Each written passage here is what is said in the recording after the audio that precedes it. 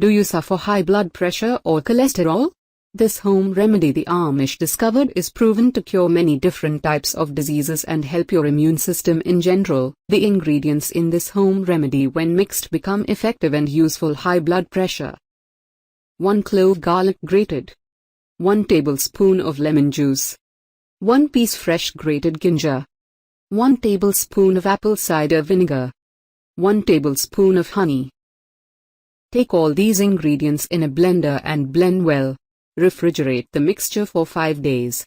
This home remedy is very strong lower high blood pressure. It is best to take it before breakfast or dinner. You should not take more than 3 doses daily. You will have results after only a week of taking this home remedy. It will lower your cholesterol levels and your high blood pressure.